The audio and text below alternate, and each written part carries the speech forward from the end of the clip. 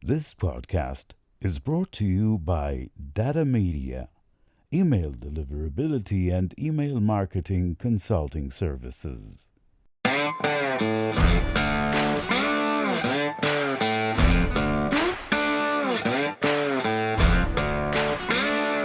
What is that area of differentiation where you can break through all the clutter that's out there? So if everyone can create content today, how are you going to break through all the noise, if you will, and deliver something amazing to a target audience? So you have to figure out, okay, well, who's my audience? So we have to be very specific. Who's the audience you're targeting? What's your knowledge or skill area that you know better than anyone else that comes together in your sweet spot? Then once you have your sweet spot, it's like, what's an area that you can actually differentiate in? And most creators don't think about that. Hello, we are back after a short break with episode number 10 of emailgeeks.show, the podcast show featuring email geeks from around the world sharing their knowledge about email marketing, email deliverability, and marketing almost once a month. My guest today is the legendary Joe Pulizzi. Joe influenced my journey as a content creator, and I'm very excited to have him on the show.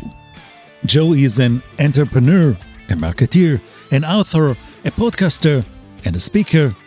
In certain circles, he is also known as the Godfather of Content Marketing. Content is such an essential pillar in every email program.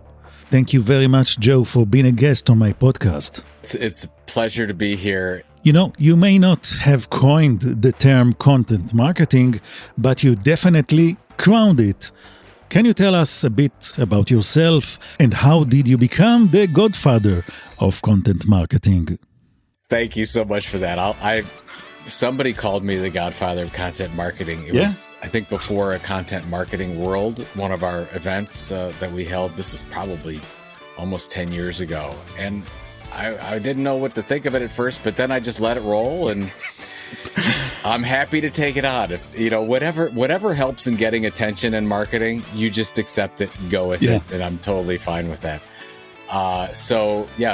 My name is Joe Pulizzi. I started in the publishing industry over 22 years ago now, and I was lucky enough to fall into this idea of content marketing services. It wasn't called content marketing; it was called custom media and custom publishing.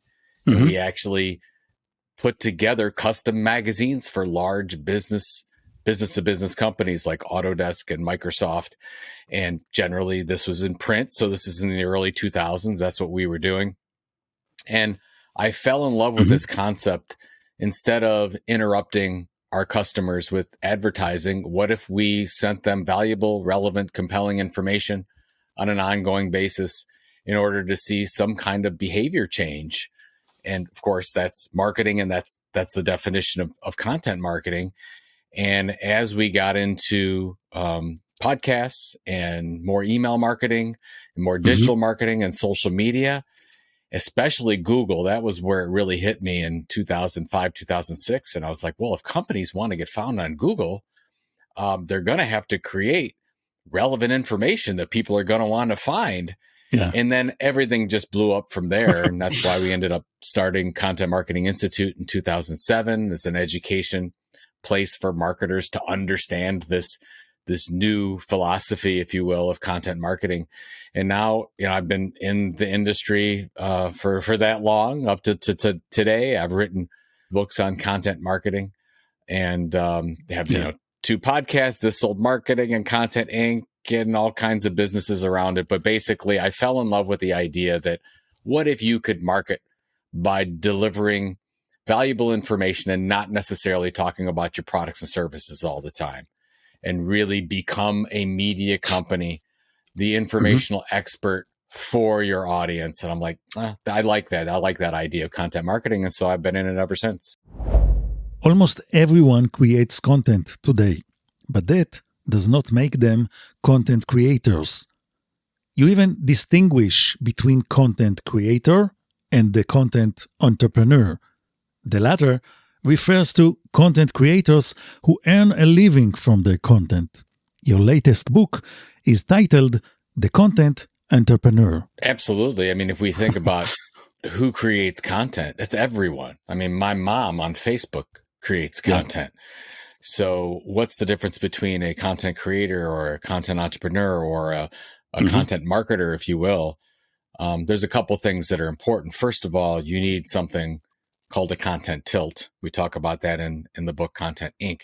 Yep. So basically, what is that area of differentiation where you can break through all the clutter that's out there? So if everyone can create content today, how are you going to break through all the noise, if you will, and deliver something amazing to a target audience? So you have to figure out, okay, well, who's my audience? So we have to be very specific. Who's the audience you're targeting? What's your knowledge or skill area that you know better than anyone else that comes together in your sweet spot? Then once you have your sweet spot, what's an area that you can actually differentiate in? And most creators don't think about that. Like if, for example, let's say that you were going to create a podcast in cloud computing. Well, you're up against hundreds, if not thousands of different competitors. So how are you going to talk to your audience about cloud computing that's different? Are you going to target a different kind of audience? Are you going to, is it to operations managers? Is it to CEOs? Are you going to communicate it in a different way that not everyone else is talking about it? So you want to think about these things up front. And then once you figure out, okay, what is the thing that you can be the leading informational expert in the world on? That would be that content tilt area. Then you focus on one platform for the most part. So whether that's your blog, a podcast, an email newsletter, a TikTok channel, whatever it might be, we want to make sure we focus on being great at one thing and not mediocre at a bunch of different things. And that's what somebody that creates content does, and why they don't build an audience, because they just put out content all over the place. And if you look at the history of media companies and how media companies are built, they start at one place, delivering valuable content on a consistent basis to a target audience over a long period of time. That's it. And that's been the method of how it's worked for media companies for 300 years. Now we've got lots of different choices on how to create that content, but the way you build an audience has been the same for a very long time. So that's where the business of content comes into mind. You have to make some decisions and say, okay, well, I have to put more energy into my podcast if that's going to be my platform. And the other reason why most of these creators fail is it takes 1, 2, 3 years. It takes a long time. This is not an advertising campaign. This is not a 6 to 9 month campaign where you're going to throw advertising and messages at an audience and hope something sticks.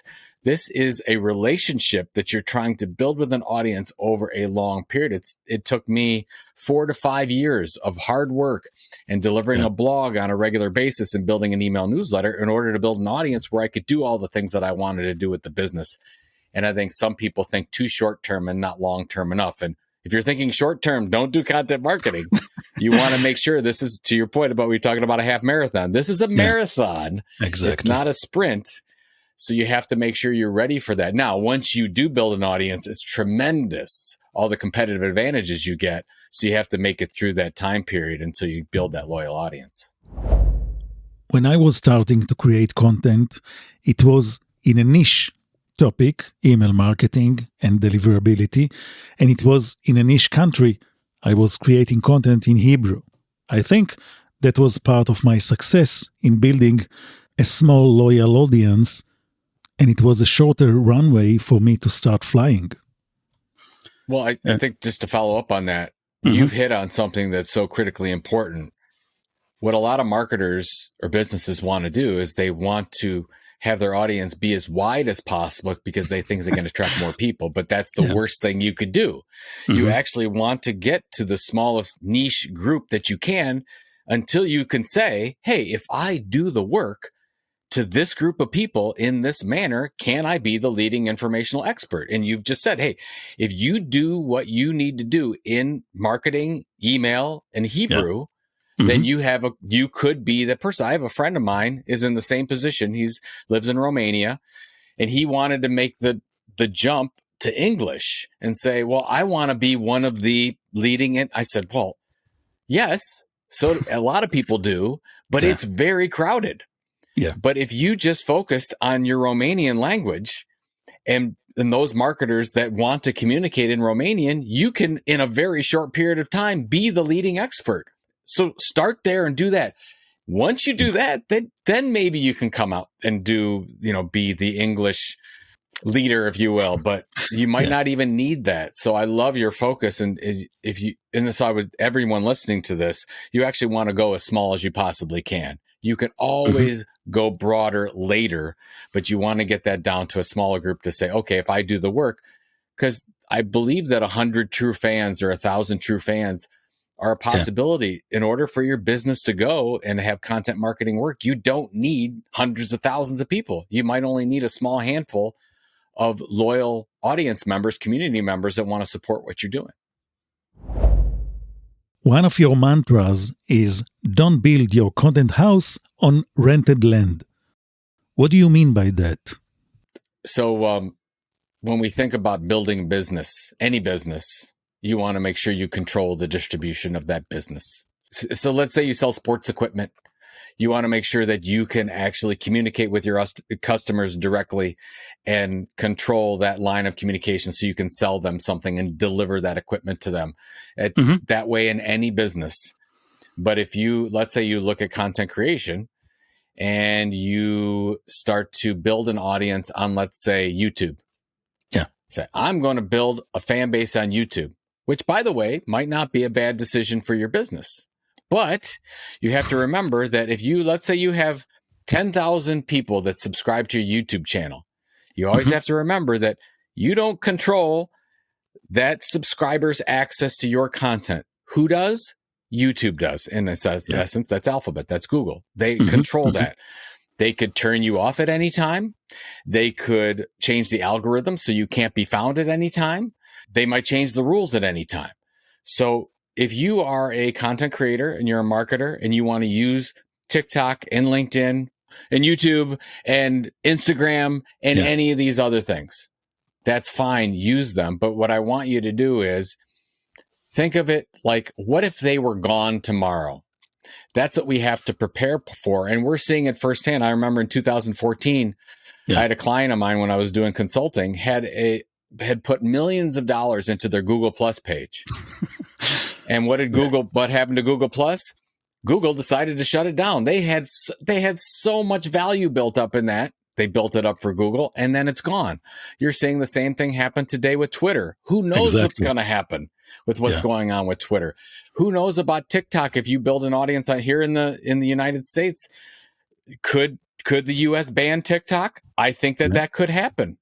Yeah. We don't know. So you got to remember, use those if it makes sense for your business, but you want to move, if you build an audience on those channels, you want to move them to something you have more control over. So that means probably first and foremost, email. It means a free or a paid membership site. And then if you go down the list a little bit, a podcast you have a little bit more control over because you have many different players in that area. You have many different ways to distribute that podcast. But if I'm choosing the number one area I'm putting, and I've done this for 20 years, as you know, I want to make sure that I have an amazing email newsletter that anywhere that I'm connecting with an audience member or community member on any one of these social media sites or rented land, I'm going to ultimately push them to my email where I have some control over the distribution and I have some control over the data. You're an advocate of email-first approach for content creators and occasionally publish the Content Entrepreneur Subscriber Hierarchy, where email and membership are at the top. Can you share some success stories of email-first approach for content entrepreneurs and creators? It's actually really easy to do today because we've got some really good examples. And if you look at merger and acquisitions that happen in the media space in the United States, you see companies like, The Hustle being purchased by HubSpot, and you see companies putting a lot of money into Morning Brew, email first business, Politico, Industry Dive. You look at any one of these amazing companies that have been purchased, they're all email first companies. If you look at the way media companies have changed in the past 10 years, look at a company like a BuzzFeed, a Huffington Post, New York Times. every one of these companies have gone from just a general digital marketing approach to, first and foremost, we are going to deliver valuable email newsletters so we can get somebody's email and make sure I have opt-in permission to communicate with them. It is a model that works. It's continued to work. You have some control over the business. You're creating more asset value for the business because you have that email. So if you're comparing one company to another, and let's say I've got one company, content creation company over here, and they're getting a lot of web traffic and they have a lot of social media followers, versus another company that has 10 different newsletters with high open rates and nice growing figures of subscribers, I'm always going to go with the email company. Those are the ones that are the most valuable, that you can actually have a business, to what we talked about before. Yeah. Those businesses control the distribution of their content. If you are a company that has just social media followers, you can't control that. Maybe today you do, but tomorrow you might not.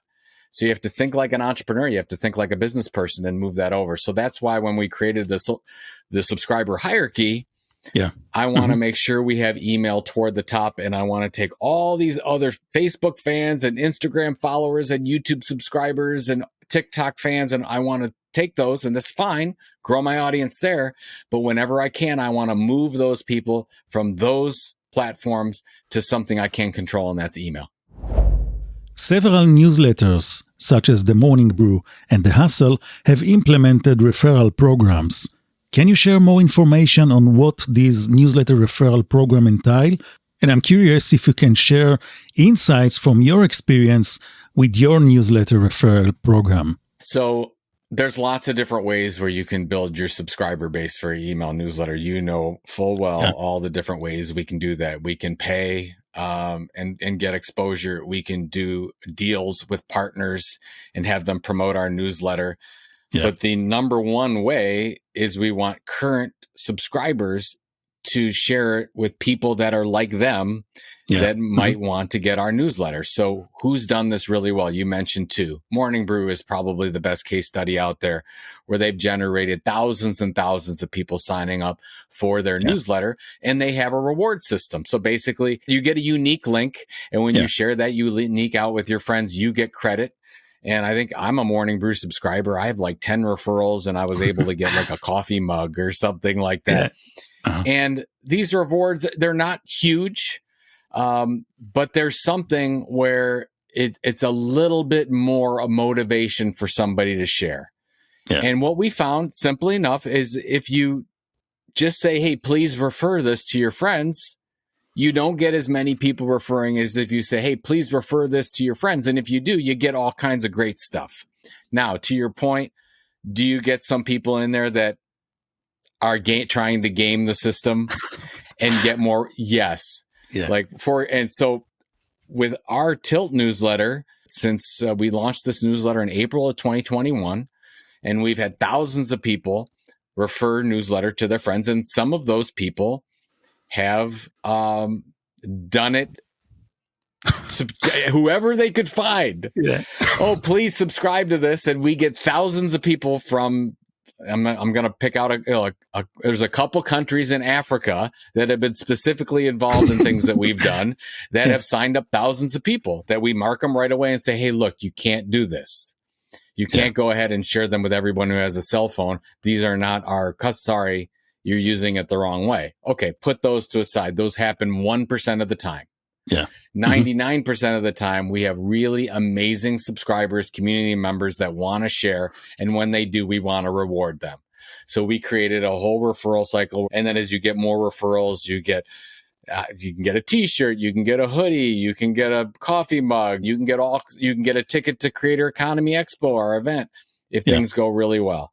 So it's worked for Morning Brew. It's worked for The Hustle. It's worked for the Tilt. Is it perfect? Absolutely not. There's no perfect one way to generate subscribers, but it all has to work together. And that's why if I'm creating a newsletter right now, I'm not just going to rely on my subscriber referral program. I have to look at everything. I have to look at my partnerships that I have with other media companies, with other creators. I absolutely want to look, hey, does it make sense to advertise on Facebook, to advertise on LinkedIn? We want to try all those things. Do we want to look at things like search engine optimization so we can get people going the right way and then they want to sign up for something? Do we want to do ebook subscriptions to get people to, from a lead generation standpoint, to become subscribers? All those things we want to look at in tandem. But my favorite one, to your point, is the referral program, because in essence, it only costs you the amount of money that you're giving away or the amount of the gift that you're giving away in the referral program. Many email marketing programs are just endless sales pitches. They're just selling. That's all. What can content marketing can do to email programs? If you're a company, most companies out there are used to sending email with a sales pitch for their product and service. And they've been doing that for 20 years since email was first used that way. I think there's a better thing, to your point. There's a better way to do it. If I want to get somebody's email address for them to opt in, so let's say I don't have a relationship with this person right now. If I get them to opt in to something that they see is really valuable from an informational standpoint, so I'm trying to send them information, I'm not trying to sell them anything at this point. I want to develop a relationship with that person and send them amazing information through this email newsletter. Well, I think that what you're given is a lot of latitude by the reader. If you deliver value into that email newsletter, can you sell in that email newsletter as well? Sure, you can. Absolutely. Yeah. You could do it a bunch of different ways. You could say, I'm only going to give educational information in this newsletter this time.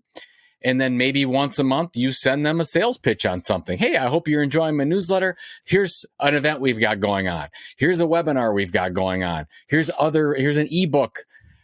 Here's a new offer that we've got for a product or service. Those are all allowed because once you get their opt-in permission to communicate with you, as long as it's respectful and as long as they don't opt out because they're not put off by and you're still delivering value, you're going to be okay with that.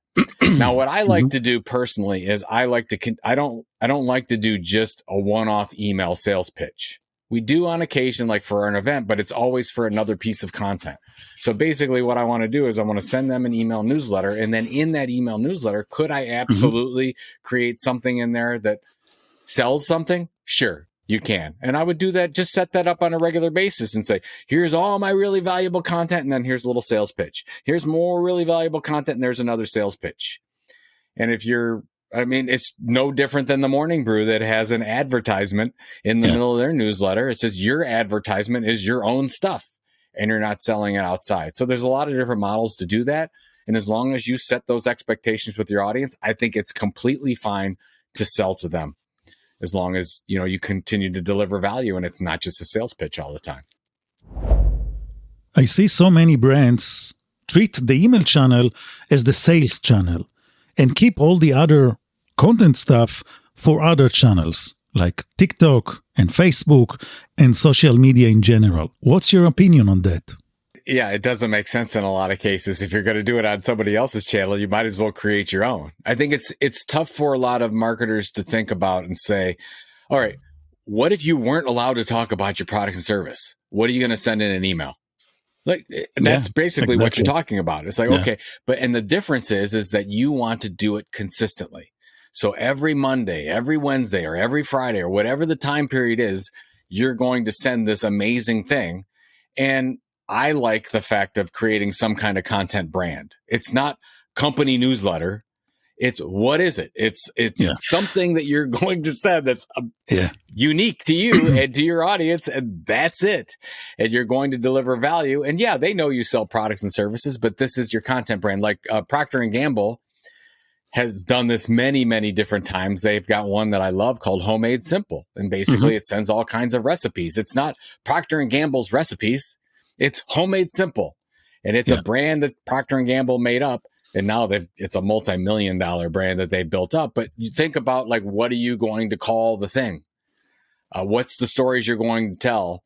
Deliver it ongoing. And sometimes that's easier to do because you can think about, oh, yeah, it's not my company's newsletter. This is we're delivering a product. And the product is an email newsletter.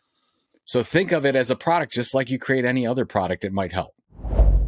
Creating content is hard. What's your opinion on joint ventures among companies that are not in direct competition, sharing efforts to create content that all partners can use? It's wherever you call it a partnership or a consortium or whatever, it's beautiful. We do it all the time.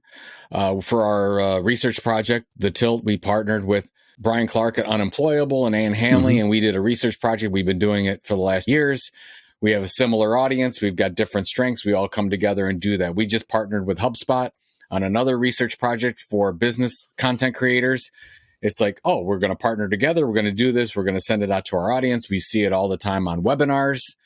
So basically, look, if you're trying to do this, which I think every company should probably look at doing it, create a list of your non-competitive partners.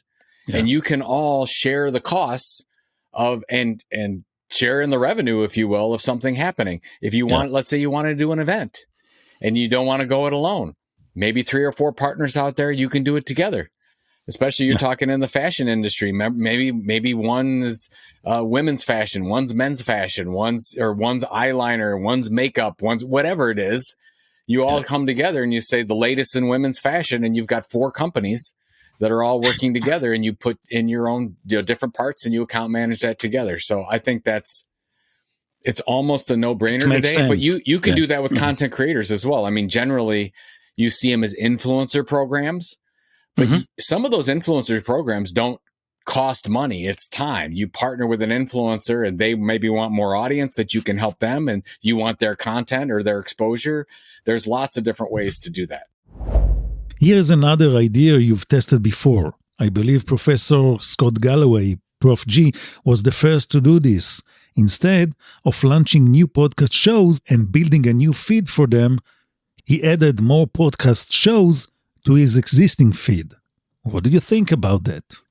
Yeah, you and I were talking about it before.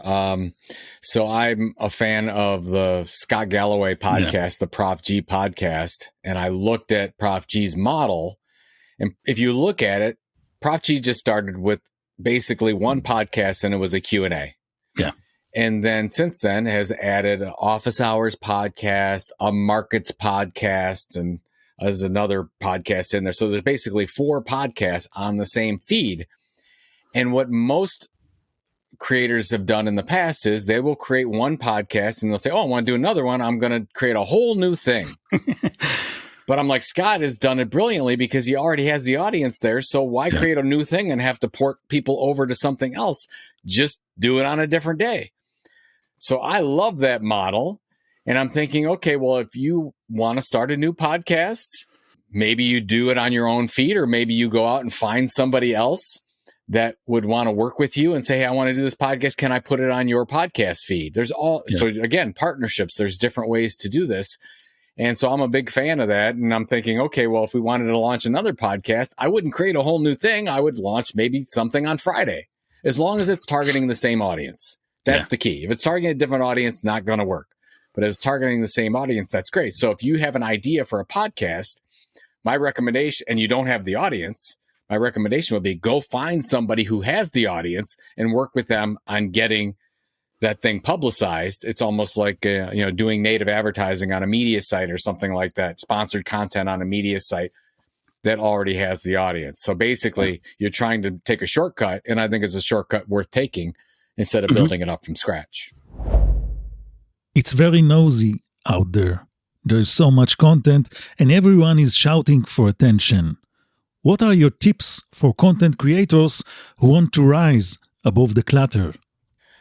So if you want to stand out, you have to be different in some way, and you have to be extremely valuable. So you have to, so what I want to always do is start with the audience.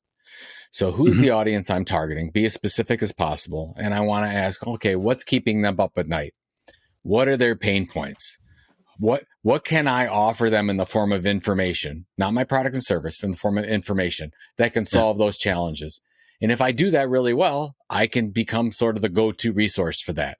So you start with the audience, and then you figure out, okay, well, what can I talk about?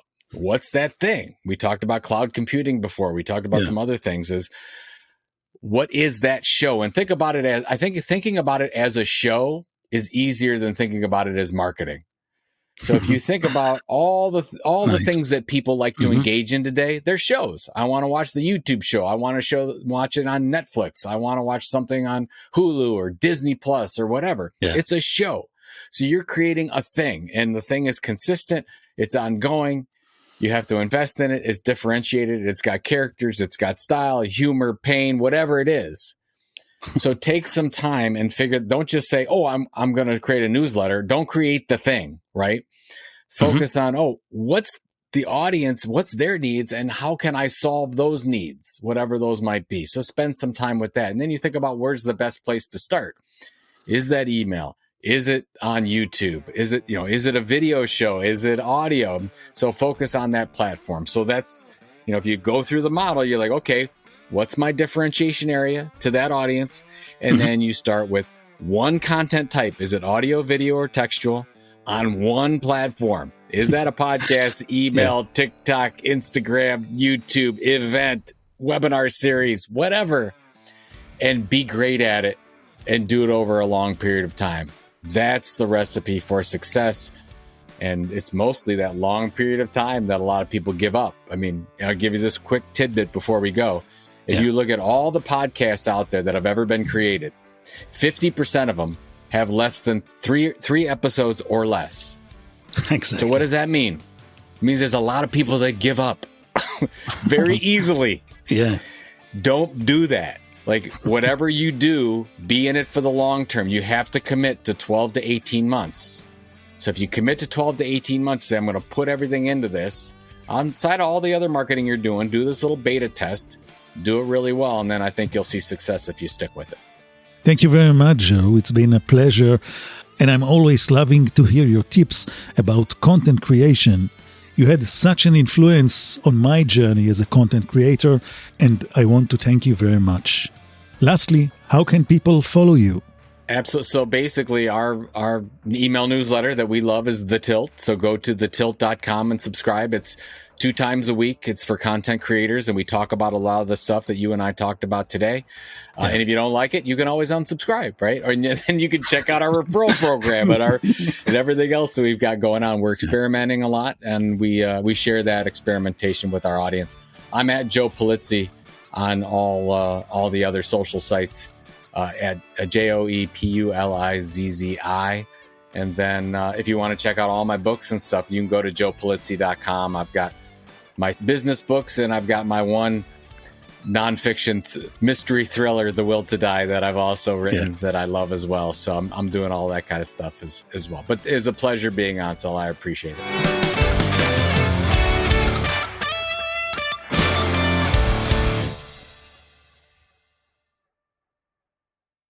This podcast is brought to you by Data Media, email deliverability and email marketing consulting services.